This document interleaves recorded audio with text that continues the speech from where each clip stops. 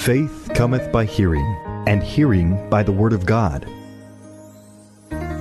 It's time for Faith to Live By with Sue Taylor.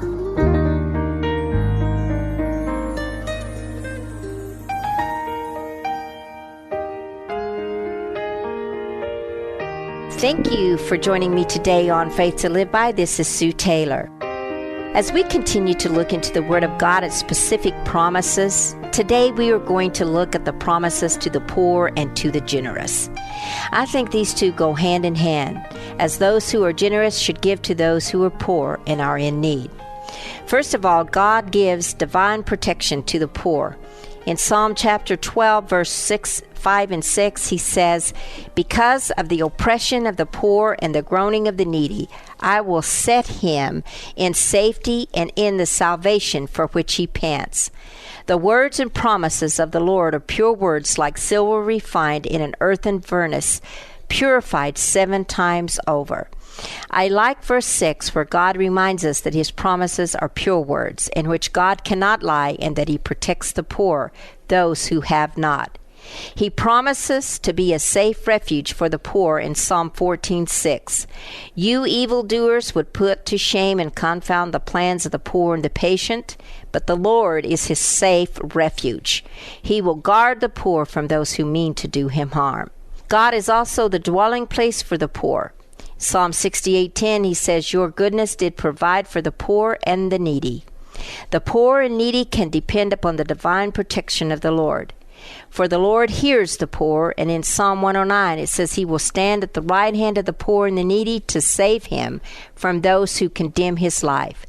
The poor and the needy have a great refuge in God. It matters not today if you have abundance. If you feel poor and needy, you are blessed because your refuge should be in God. The poor can expect answers to their prayers. Isaiah 41 tells us, "I, the God of Israel, will not forsake them." He will not only answer their prayers, but he declares that he will be an overshadowing providence for them. You have been a refuge for the poor, a refuge for the needy in his distress, a shelter from the storm, and a shade from the heat. For the breath of the ruthless is like a storm driving against a wall. The ruthless that are against the poor at some time will be like a storm that will come back into their own lives. The poor are promised a heavenly inheritance. Listen, my dear brothers, has not God chosen those who are poor in the eyes of the world to be rich in faith and to inherit the kingdom he promised those who love him? God has nothing against those who have, but I believe that those who have been blessed with riches have a responsibility to the poor. The promises to the generous, then, are many. The generous will be delivered in times of trouble. It says, "Blessed is he that considereth the poor. The Lord will deliver him in time of trouble." The generous man will be refreshed, and he will prosper, according to Proverbs chapter 11. A generous man will prosper. He who refreshes others will himself be refreshed.